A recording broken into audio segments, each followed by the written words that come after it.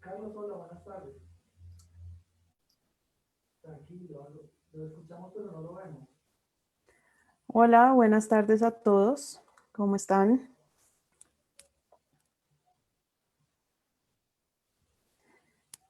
Bueno, muchas gracias por venir a esta clase abierta. Soy Carolina Gamboa, profesora asociada del Departamento de Música. Soy también directora del área coral de la Universidad de los Andes y de manera temporal estoy en la dirección del Departamento de Música hace unos años. Entonces, bienvenidos todos a esta clase abierta. Gracias a la facultad por invitarme. Gracias Luis Antonio Silva y la Oficina de Comunicaciones por la organización de estas charlas. Me da mucho gusto verlos a todos, saludarlos en esta tarde soleada desde Bogotá. Entonces espero que la tecnología hoy no me atropelle y que nos funcione todo. Entonces voy a buscar la presentación con la que voy a compartir esta charla de hoy.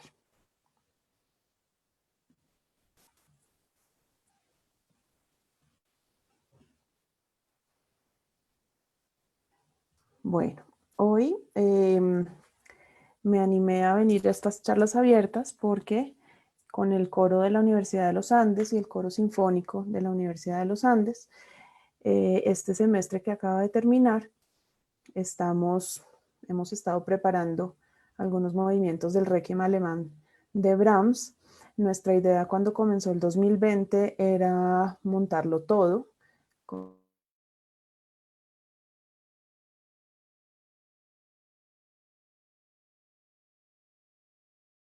y lo iba a mayo, en el Auditorio Mario La Serna, y también íbamos a presentarlo en Bucaramanga.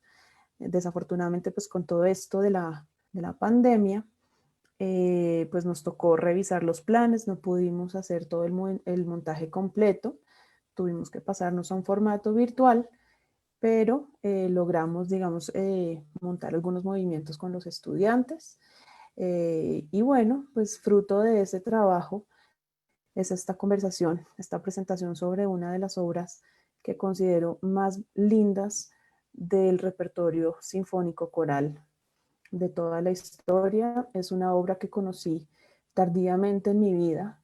Eh, Mientras estaba en Colombia no la había conocido, no es una obra muy conocida aquí en Colombia, pero después cuando estuve haciendo mis estudios de maestría y doctorado en Estados Unidos, es una obra que se monta mucho en Estados Unidos y los coros universitarios y profesionales la hacen mucho allá. Entonces, la conocí muy bien, tuve la oportunidad de dirigirla estando allá y es una de las obras que más quiero profundamente en mi carrera. Entonces hoy voy a compartirles un poquito algo de por qué quiero tanto esta obra y por qué yo creo que la gente la quiere tanto, músicos profesionales y músicos aficionados. Entonces hoy vamos a hablar del Requiem alemán de Brahms. Entonces, pues comienzo con algunas cosas introductorias. Voy a hablar de muy cortico de quién es Johannes Brahms, de qué es un requiem y de cómo se inserta este requiem alemán en la tradición de los requiems y cómo también rompe con esta tradición de los requiems y crea un nuevo género único en sí mismo. Bueno, esta es una foto de Johannes Brahms, fotografiado alrededor de 1872. Es una fotografía anónima, pero lo vemos ahí todavía siendo muy joven. Este Requiem es de unos 10 años antes, entonces lo hizo de verdad siendo muy joven. Brahms es un compositor alemán, se le considera sucesor de Beethoven, de Schubert y de Schumann en todo lo que son las formas de cámara, las formas orquestales, las obras para piano, las canciones, pero también se le considera un sucesor de todos los compositores del Renacimiento y de los polifonistas del Barroco en su música coral. En la música coral de verdad que retoman las formas desde el Renacimiento, de Mozart, del clasicismo, de Bach, es un gran sucesor de Bach y Schütz. Entonces, en una obra como esta, que es el Requiem, que es para coro y orquesta, él va a estar combinando muchas de estas tradiciones de estos siglos anteriores, tanto desde lo coral como desde lo orquestal, y también de su música, digamos, de su panorama musical de su época, con la música folclórica y de danza de su época. Y también, obviamente, él está inmerso en estos desarrollos del lenguaje musical de mediados y de finales del siglo XIX, en donde pues están expandiendo la tonalidad, están expandiendo el lenguaje expresivo, la emocionalidad de los compositores, la nueva manera de funcionar de la música de finales del siglo XIX. Entonces él combina todo esto de una manera no tan arriesgada, no tan experimental. Él se sigue considerando un poquito de los conservadores de su época, pero sí avanzando en el lenguaje musical de su época.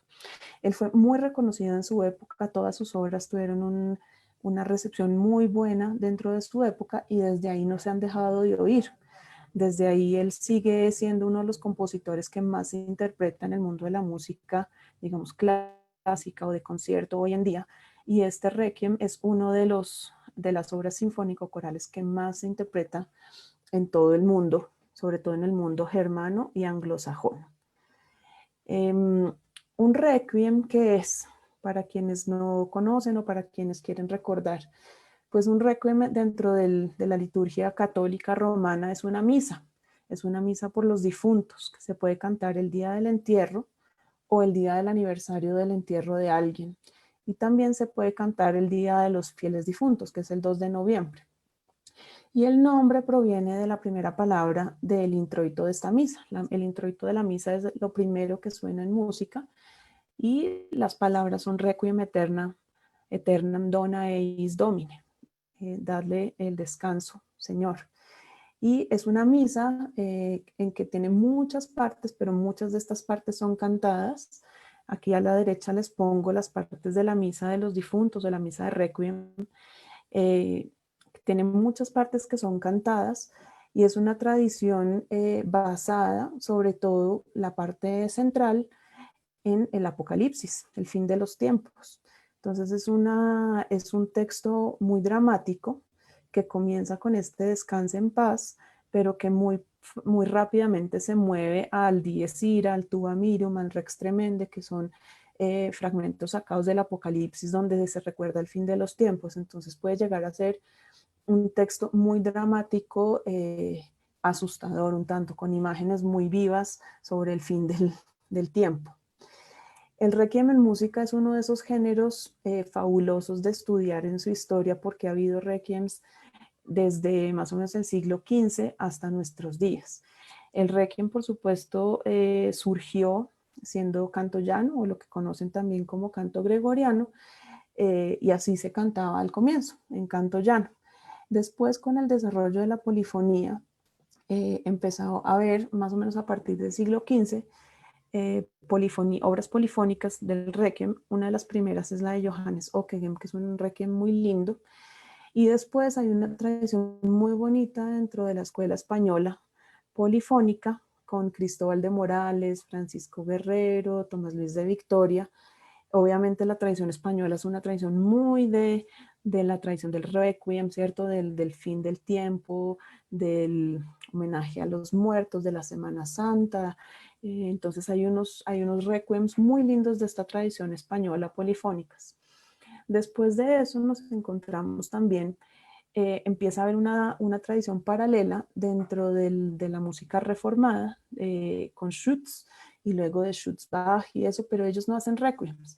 Ellos lo que hacen son obras fúnebres o obras de exequias, pero no con el texto del requiem. Nos encontramos con una de las obras más lindas de Schütz que se llama la música funeral, la Musikalische Exequien, de la cual Brahms, vamos a ver ahorita después, fue heredero. Y digamos en el ámbito no reformado nos encontramos con obras como el Requiem de Mozart, que es uno de los más famosos, que la mayor parte de las personas, si conocen algún Requiem, conocen el Requiem de Mozart, que es de 1791.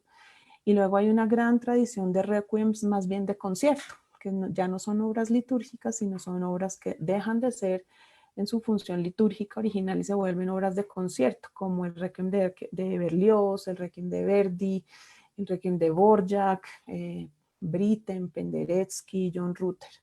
ahí hay una tradición bellísima de análisis de los requiems.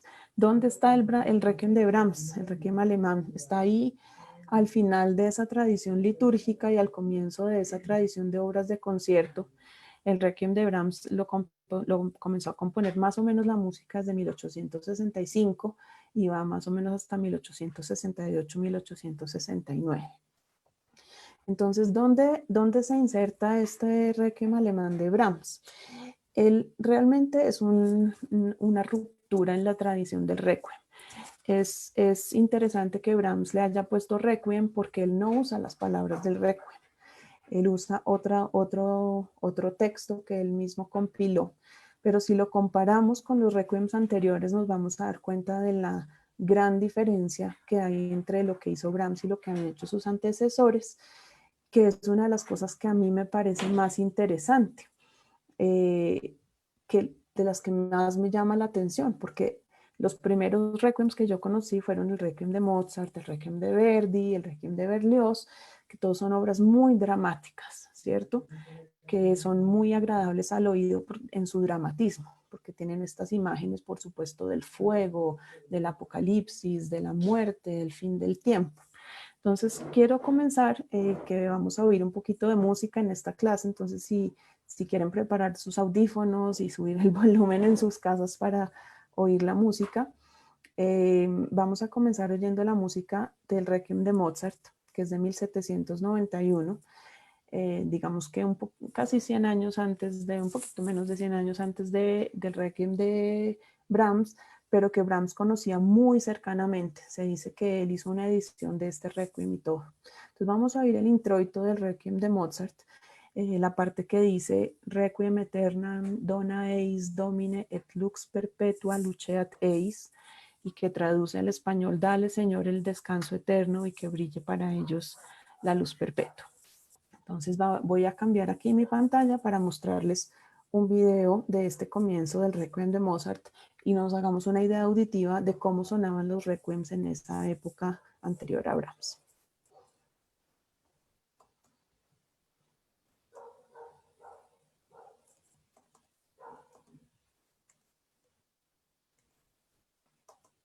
Vamos a ver si logro compartir la pantalla.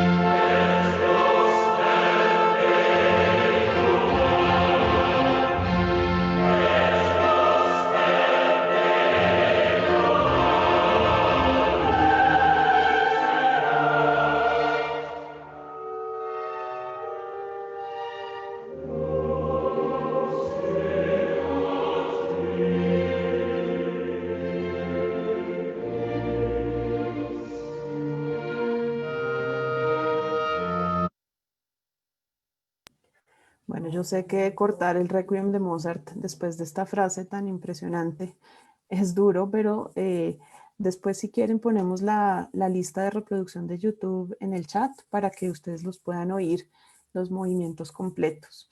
Entonces, como vimos ahí, es un requiem muy dramático, pues que comienza con un muy fuerte llamado a ojalá descansen en paz y brille para ellos la luz perpetua.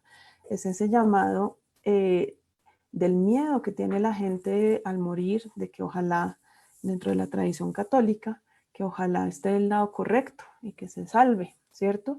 Que ojalá pueda descansar en paz. Entonces, es importante ese primer requiem de Mozart que sienta una tradición desde ahí. Después del requiem de Mozart hay otro requiem que también es muy famoso, no tanto en Colombia, no sé, en Colombia no tiene tanta tradición, pero en el mundo entero sí, y es la Gran Misa de Muertos de Berlioz, de 1837. Berlioz, cuando estrenó este requiem, la gente quedó aterrada y sorprendida, sobre todo en la parte del segundo movimiento del Dies Irae, en la parte del Tuba Mirum, porque lo que él hizo fue ya una cuestión totalmente teatral. Él, en vez de hablar, digamos, de ese miedo por la muerte, lo que él decide es hacer algo como un teatro mental y pintar en la mente de las personas que estaban oyendo esta gran misa de muertos ese día final, este texto que es tomado del Apocalipsis, que dice: día de la ira, aquel día en que los siglos se reduzcan a cenizas, como testigos el rey David y la Sibila. Cuánto terror habrá en el futuro, cuando el juez haya de venir a juzgar todo estrictamente. Y la parte que les voy a poner a oír ahorita, para que digamos juntos, del Requiem de Berlioz, es donde dice: la trompeta, esparciendo un sonido admirable por los sepulcros de todos los reinos, reunirá ante todos al trono.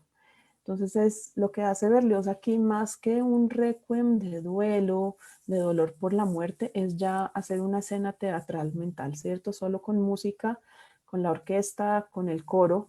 Y lo que él hizo fue poner 5 grupos de cobres alrededor de toda la iglesia, más el coro, más la orquesta. Lo que él quería era tener un efecto muy sorpresivo sobre las personas. Entonces vamos a oír un pedacito de esta gran misa de muertos de Berlioz.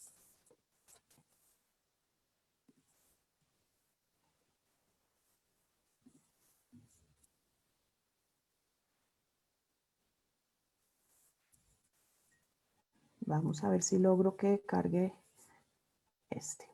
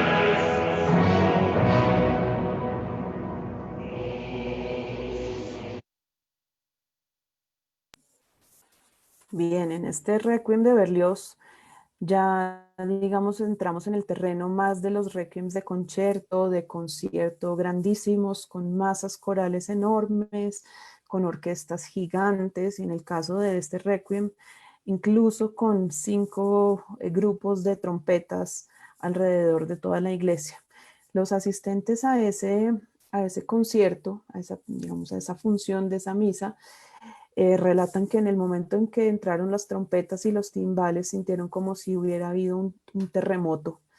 Recuerden que estamos en una época en que no había instrumentos amplificados, ni guitarras eléctricas, ni amplificadores, entonces esto tuvo que haber sido una gran conmoción para las personas, y este momento lo recuerdan en la historia de la música como una anécdota, ¿no? Que la gente sintió así, muchos se asustaron mucho porque dice: el día de la muerte está viniendo, ese día que nos van a juzgar a todos.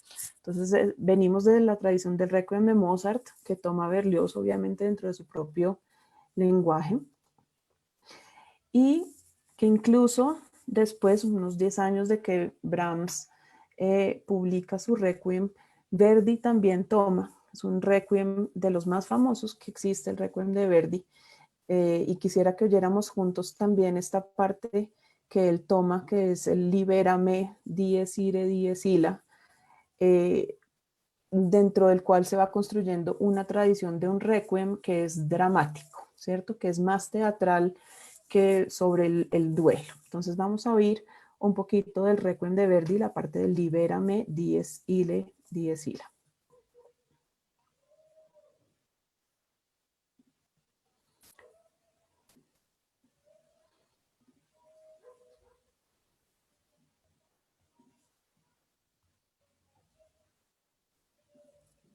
Liberami, Domine, de morte eterna, in die illa tremenda, quando cieli movevi su terra.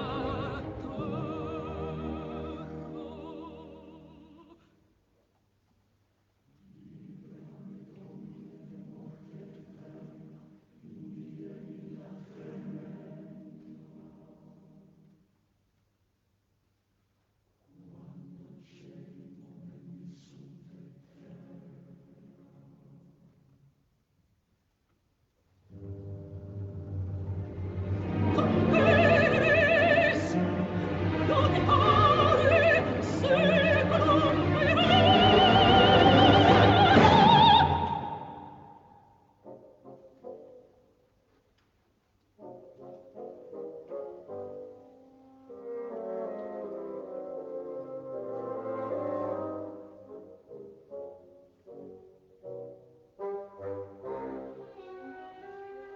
tremens factus sum ego et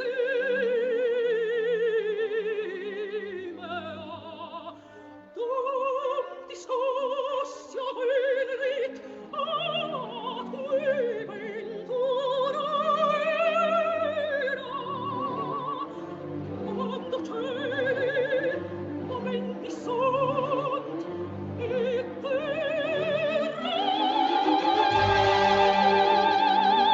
Tremens factus sum ego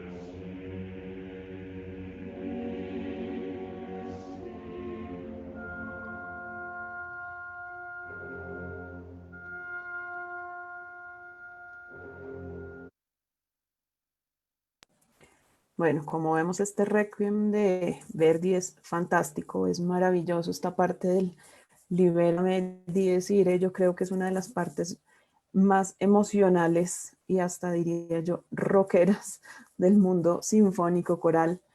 Es una parte muy expresiva, hace uso de todos los instrumentos posibles de la orquesta, de todos los efectos que puede lograr un compositor con orquesta y coro. Entonces vemos aquí cómo se va creando esa tradición de los requiems, de la cual empieza con Mozart, vimos luego Berlioz y luego llega este requiem totalmente operático de Verdi, que son requiems que por supuesto son muy agradables de escuchar, pero yo creo que no son tan agradables de escuchar si uno está de verdad haciendo el duelo de alguien.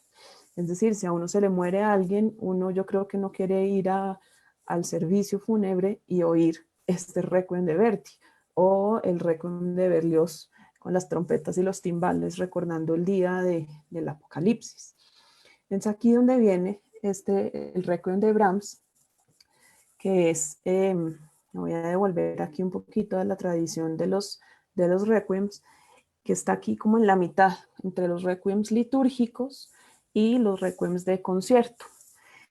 El requiem de Brahms no es un requiem de este tipo, y eso fue lo que a mí me llamó la atención la primera vez que lo conocí, y es que no era un requiem teatral, no era un requiem dramático, no era un requiem sacaplausos, si podemos decir algo así, de concierto para mover la expresividad de la gente por ese lado, sino era un requiem totalmente diferente, que yo creo que si uno se le muere a alguien es el requiem que uno quisiera oír. Este y el requiem de Fauré yo creo que tienen esa particularidad. El requiem, Brahms lo tituló un requiem alemán con textos de las Sagradas Escrituras, y lo compuso entre 1865 o incluso puede ser desde el 64 hasta el 69, con, digamos, varias causas. Una de ellas es que se murió su mamá. Y esto otro se juntó con que también se había muerto Schumann, uno de sus tutores de juventud. Estas dos muertes fueron muy importantes en la vida de Brahms, y esto sumado a un interés de Brahms muy fuerte por el duelo. Si nosotros miramos la obra coral de Brahms, antes del Requiem y después del Requiem, la mayor parte de sus textos están relacionados con el duelo. Entonces es un interés también de él por ese tipo de textos, y la muerte de su mamá, digamos, desencadenó eso en este Brahms. Hay que recordar que Brahms se consideraba agnóstico, y eso también es muy importante para este requiem y para muchas personas que consideran esta una de las obras cumbre de la espiritualidad más allá de una religión. Y es que Brahms no era religioso, no era maestro de capilla en ninguna parte. Este requiem él decidió hacerlo para coro mixto, obviamente soprano, alto, tenor y bajo, orquesta y órgano, y también decidió, incluir unos solistas, soprano y barítono. Esto hace que se inserte mucho más en la tradición del oratorio y de las cantatas, digamos de las cantatas de Bach y del oratorio, que dentro de la tradición del requiem. Se parece más, si uno quiere encontrar las raíces del requiem, tiene que irse a oír a Bach, las cantatas de Bach, a oír a Schütz, ese Musikalische Exequien, y esos compositores, digamos, del mundo germano, más que, como vimos ahorita, los requiems más dramáticos y más teatrales. El texto es la parte que a mí me parece más importante como fundamento de esta obra, porque el texto lo escogió y lo compiló el mismo Brahms. Es decir, él decidió no usar el texto del Requiem, el texto latino del Requiem, ni siquiera una traducción de ese texto en alemán, sino escogió unos textos uno por uno de lo que a él le gustaría. Entonces es de verdad una decisión muy personal de él. Decidió hacerlo en alemán y usó textos bíblicos, sí, en la traducción de Martín Lutero, pero usó solo los textos que a él le parecía que representaban ese momento del duelo personal. Aquí vemos una hoja donde está el texto compilado por Brahms de su puño y letra, que está guardado en un museo en Viena, y donde vemos que él sabe exactamente de dónde tomó cada uno de los fragmentos del texto. Y es importante aquí tener en cuenta que a Brahms lo criticaron muchísimo porque en este requiem no menciona a Cristo en ninguna parte. Hay por ahí una o dos menciones a Dios, pero no a Cristo. Y recordemos que en la tradición cristiana, Cristo es la persona que, pues el personaje que hace la resurrección y la redención. Entonces, quitar a Cristo de aquí del texto es muy importante y él lo defendió. Él dijo, yo no quiero un requiem cristiano, yo quiero un requiem humano. Él estaba centrado en la experiencia del hombre frente al duelo y no quería la mediación, digamos, ni de la iglesia ni de Cristo en esa sensación de duelo. Como les decía, en alguna correspondencia de Brahms con sus editores, él dice que él no quiere un requiem cristiano porque le estaban pidiendo que añadiera uno o dos movimientos al final donde hubiera la resurrección a través de Cristo, y él dice, no, yo quiero un requiem humano. Y vamos a ver aquí pues el comienzo por el primer movimiento.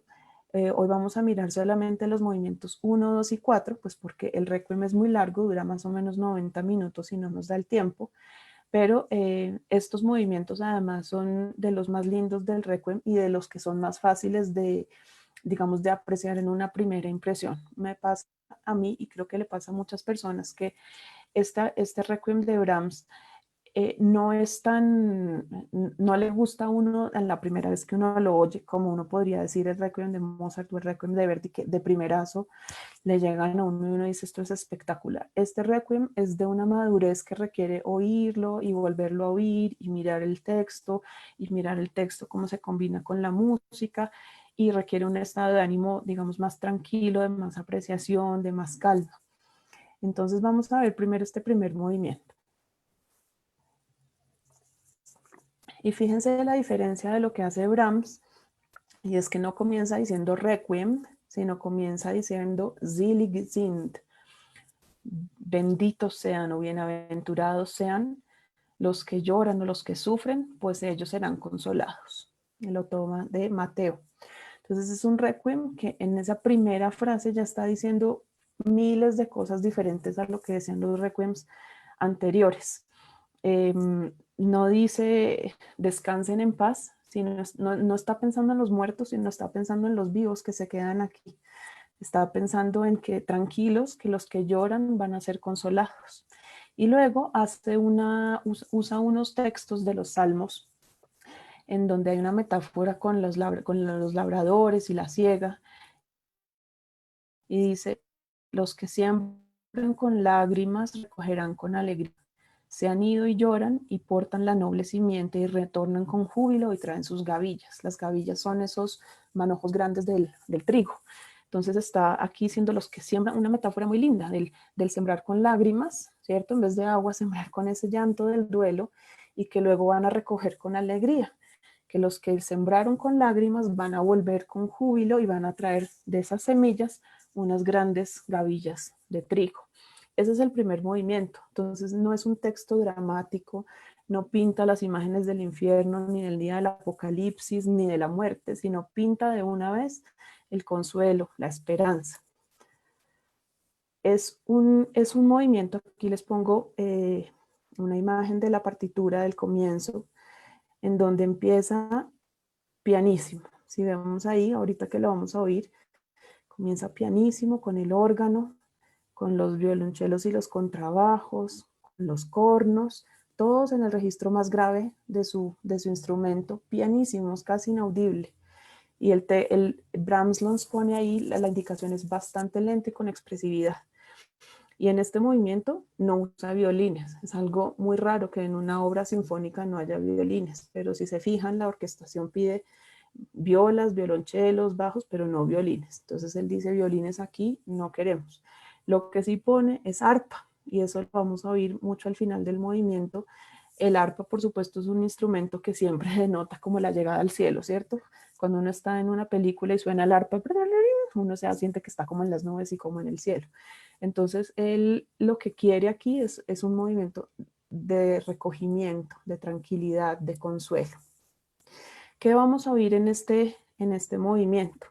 Vamos a oír muchos contrastes de textura en músicas, quiénes suenan al tiempo y cómo se mueven esos instrumentos y el coro. Pero si se fijan aquí cuando entra el coro, en la imagen que les pongo aquí, tenemos una introducción de la orquesta y luego el coro entra solo, entra a capela.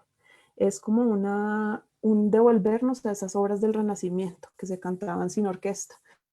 Van muy, muy lento diciendo bienaventurados o benditos sean, a capela total. Luego sigue la orquesta. Y luego siempre hay como un diálogo entre el coro y la orquesta muy tranquilo, muy sosegado. No tenemos en este movimiento nada de texturas, ni tempos rápidos, ni texturas complejas, sino todo es muy transparente, centrado siempre en el registro más grave de los instrumentos.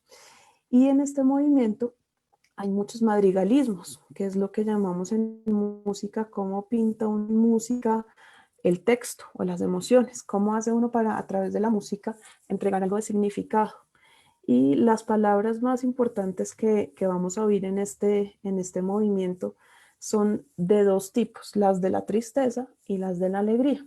Por el lado de la tristeza tenemos palabras como tragen, que es sufrir, o verden, que es del consuelo, ¿cierto? De esa tristeza, pero a través del consuelo. O trenen, que son las lágrimas, o el weinen, que son llantos. O sea, hay muchas palabras que son de las tristezas. Cada vez que suena trenen, lágrimas, vamos a ver que Brahms se va, como vemos aquí en la partitura, se va por el lado de los bemoles. Entonces veníamos aquí en una tonalidad y aquí, dimit trenen, vamos a ver que usa hasta el doble bemol. ¿Sí? Está pintando en música las lágrimas, una frase descendente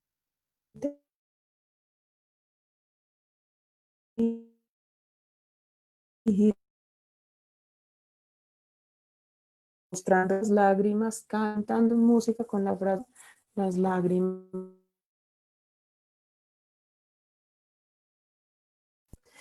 Y es cierto, las tonalidades con bemoles como símbolo de tristeza, pero en este movimiento no nos dejan la tristeza y eso es lo bonito de este requiem. Siempre nos deja luego el positivismo. Entonces viene esta frase que está hablando del llanto, de las lágrimas, del sufrimiento, y luego dice, kommen mit Freuden, vienen pero con alegría. Y cada vez que usa la palabra Freuden, que es alegría, yo no puedo dejar de oír a Beethoven en su novena sinfonía, Freude, Freude, Freude, ¿cierto? Es la misma palabra de la novena sinfonía al final de ese gran coro de la novena sinfonía. Entonces cada vez que usa Freuden, uno oye inmediatamente la alegría. Entonces esto es una contraposición. Primero las lágrimas y luego la alegría. Y al final, el final del movimiento que ya vamos a oír, nos deja con una frase que dice getröstet werden, serán consolados, y suena el arpa. Aquí vemos el arpa, esos arpegios hacia arriba ascendentes. El coro está cantando getröstet werden y el arpa hacia arriba, y los vientos en su parte más aguda, más aguda, más aguda. Entonces, como vemos, es un movimiento que empieza de abajísimo, con todos los instrumentos más graves, lentísimo, y luego termina con todos los instrumentos en su registro más agudo, con el consuelo. Entonces, el texto, se los recuerdo para que se lo traten de recordar cuando digamos este movimiento. Comienza, bienaventurados los que sufren porque ellos serán consolados, los que siembran con lágrimas, trenen, recuerden, trenen, recogerán con alegría, Freuden. Se han ido y lloran, weinen, y portan la noble simiente, und kommen mit Freuden, y retornan con alegría, y traen sus gavillas de trigo. Entonces vamos a oír el primer movimiento del requiem. Les recomiendo ponerlo duro, oírlo con calma, con recogimiento, pensando en lo que sentiría alguien que está frente a un duelo de verdad, un duelo de cualquier tipo, y ese optimismo y esa paz y ese consuelo que trae este movimiento.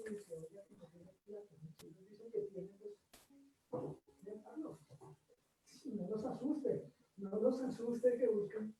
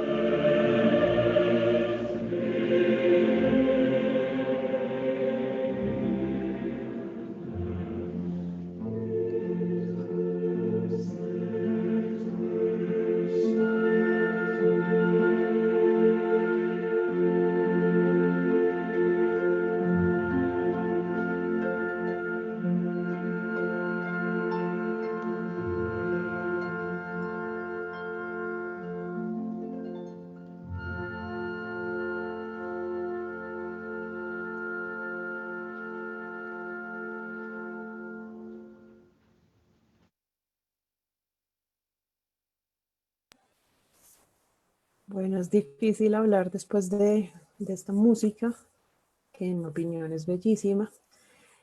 Este primer movimiento es como un resumen de lo que va a ser todo el Requiem, que es esta calma, este sosiego, con momentos de mucha tristeza, de mucho duelo, momentos de alegría y luego momentos de mucho sosiego al final.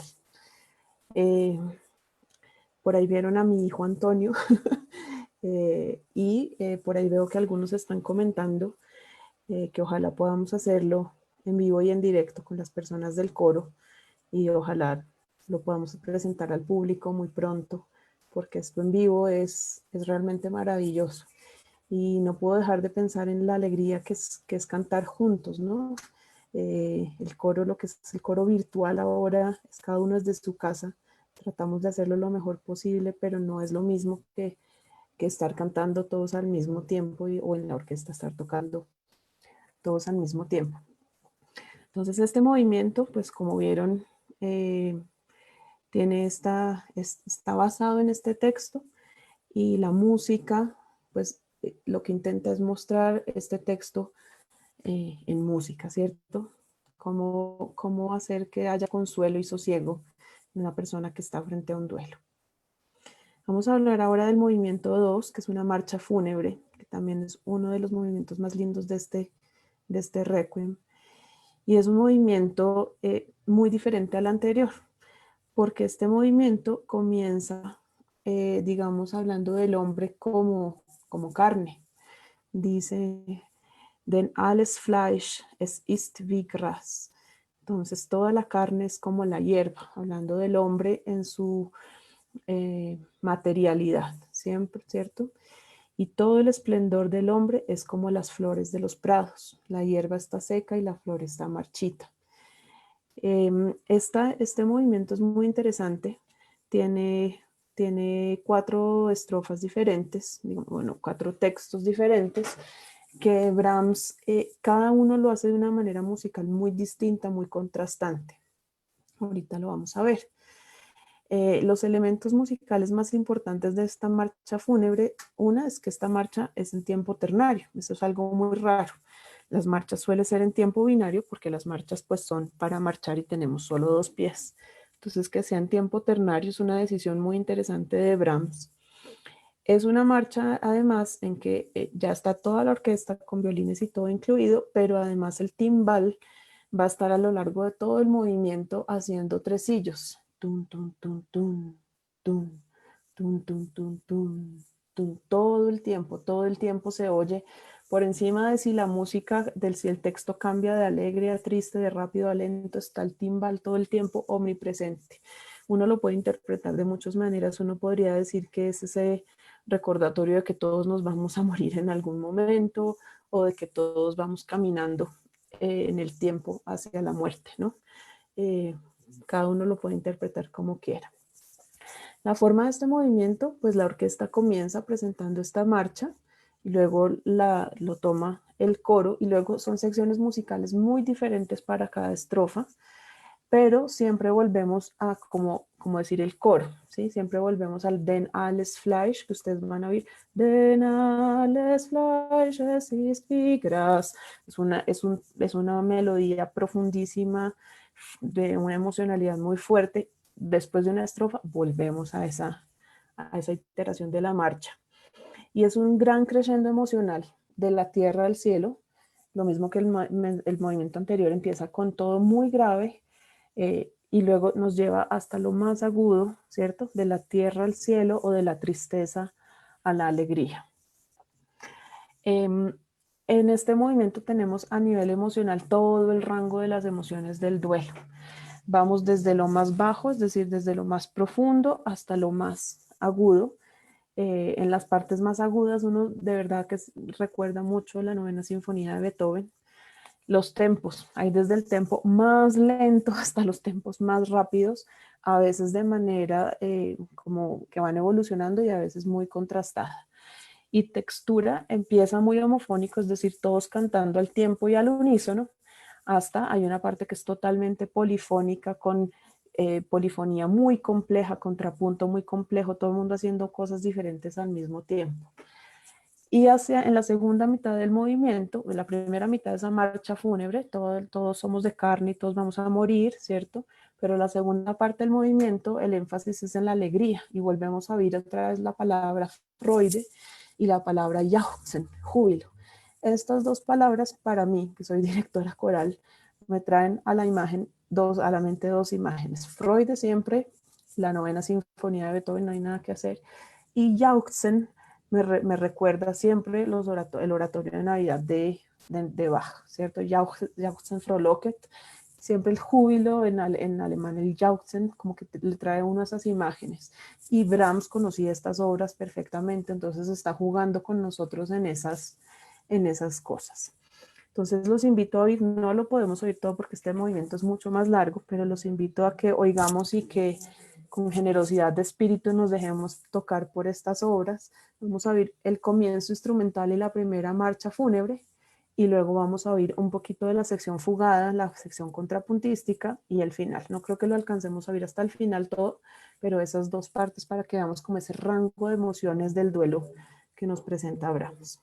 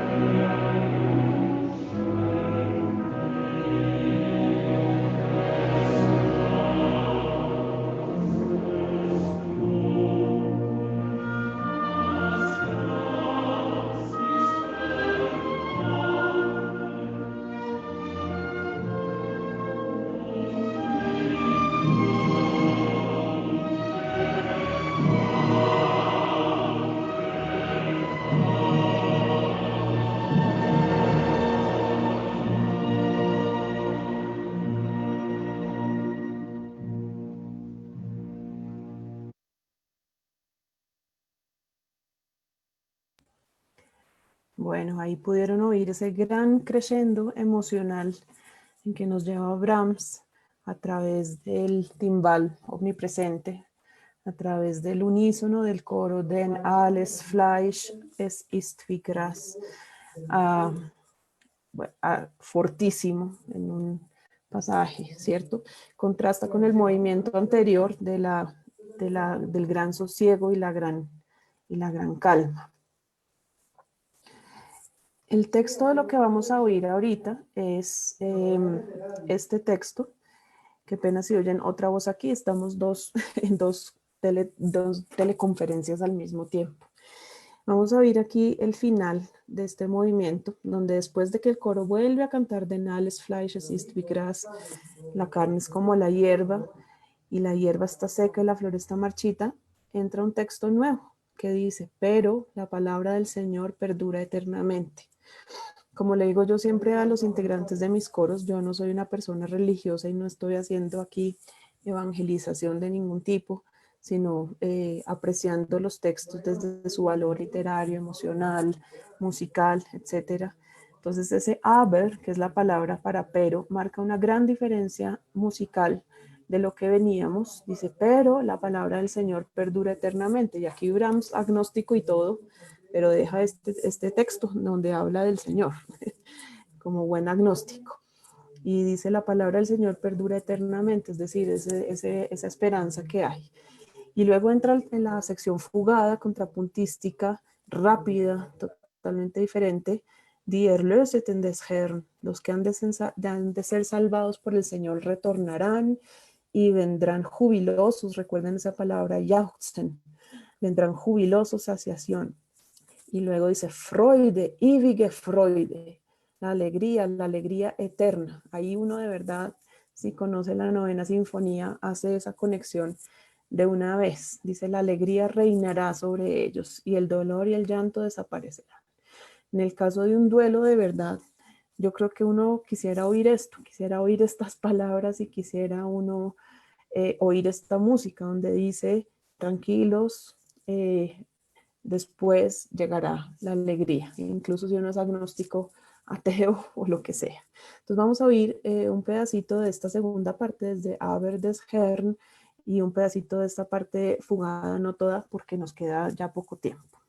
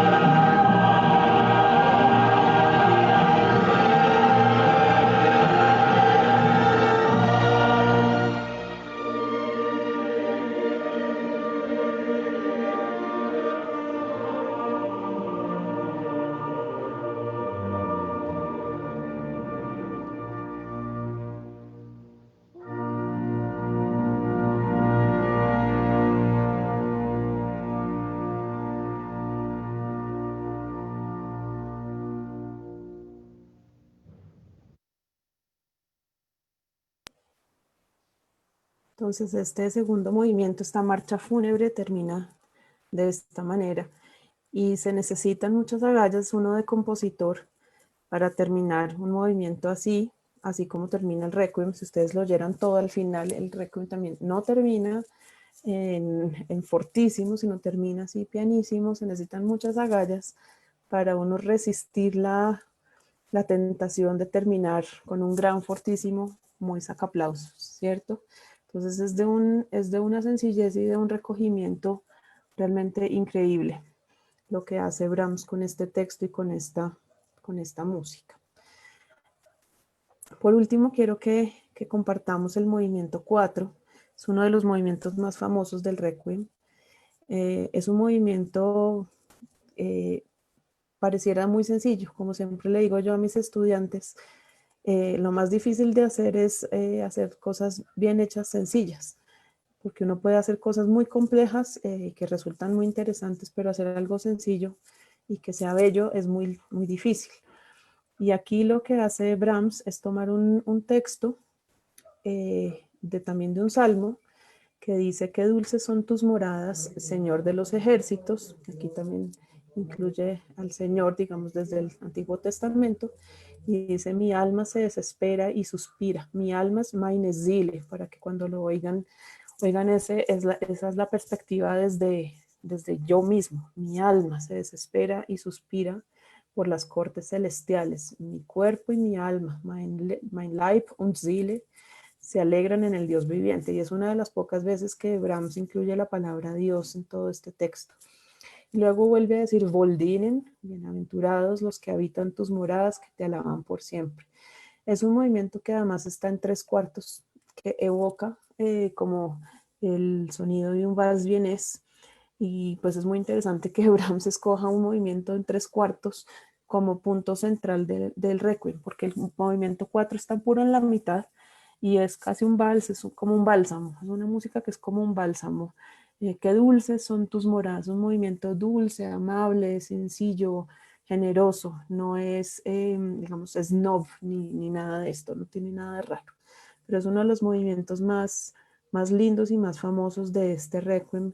Hay gente que solo conoce este movimiento en el mundo coral, se canta mucho este movimiento separado de cualquier otra cosa. Este movimiento lo incluyen mucho en servicios fúnebres, de verdad, como un movimiento de mucha tranquilidad y, como digo yo, de un bálsamo para el alma. Entonces vamos a oír este movimiento 4, que es corto.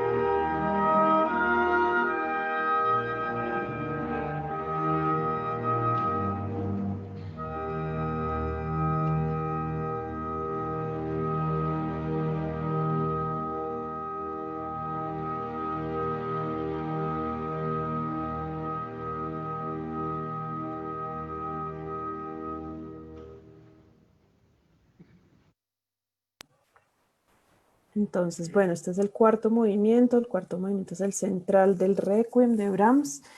¿Qué no oímos hoy? Hoy no oímos unos movimientos que son muy largos, como el 3, como el 6, como el 7, que tienen los solistas, la soprano y el barítono, pero los invito a que los oigan completos. Este requiem es un requiem que no, lo que les digo, no es un requiem que impacta a la primera vez, generalmente, pero a medida que uno lo va oyendo y a lo largo de la vida que uno lo va oyendo varias veces o que lo va cantando o que lo va dirigiendo, en el caso de nosotros directores, le encuentra una profundidad y una madurez muy interesante que hace falta en otros requiems que son más dramáticos o más teatrales. Entonces los invito a que sigan conociendo este requiem y que, como les decía yo a mis integrantes del coro este semestre, que usen esta música también para estos tiempos difíciles que son de duelo para algunos, sea porque algún familiar estuvo enfermo, murió, o porque el duelo de la falta de los otros, o el duelo de esta cuarentena, del encierro, de lo que sea. Yo creo que la música está ahí para nosotros, para que la conozcamos, la disfrutemos y la interioricemos como parte nuestra. Siempre me sorprendo mucho de esta música de 100 años antes que todavía nos sigue hablando, o incluso cuando uno se va hasta Brahms o el canto llano, la música de la Edad Media, que le sigue hablando al hombre contemporáneo, hombres y mujeres obviamente, que nos sigue diciendo cosas y nos sigue interpelando y nos sigue haciendo reflexionar. Entonces, bueno, muchas gracias a todos por haber venido a esta charla. Aprovecho una cuñita, y es que próximamente va a salir el producto del trabajo que hemos hecho este semestre con el coro de la Universidad de los Andes, con el coro sinfónico, que nos unimos con la orquesta del Conservatorio de la Universidad Nacional, y vamos a hacer 3 movimientos del Requiem de Brahms de manera virtual, el coro de manera virtual, la orquesta de manera virtual. El coro Uniantes lo dirigí yo, el coro sinfónico lo dirigió y lo preparó Diana Cifuentes, y todo el proyecto lo está dirigiendo el maestro Voronkov de la Universidad Nacional. Entonces es un proyecto entre las dos universidades, ya casi va a estar listo.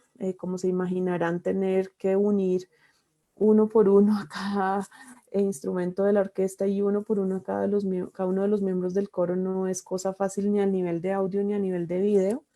Entonces ya próximamente se los vamos a mostrar por estos canales. Muchísimas gracias a todos los que vinieron. Muchas gracias a la Facultad de Artes y Humanidades, a Luis Antonio Silva, de la Oficina de Comunicaciones, a todos los, veo por aquí, acabo de abrir el chat, algunos que fueron integrantes del coro, los extraño mucho, que sigan cantando. A todos les deseo que puedan cantar mucho. Y entonces, bueno, muchas gracias a todos. Si alguien tiene una pregunta, por supuesto, podemos contestar algunas preguntas, o si alguien quiere compartir algo de lo que sintió, de lo que vivió, de lo que descubrió, aquí están abiertos los micrófonos o el chat.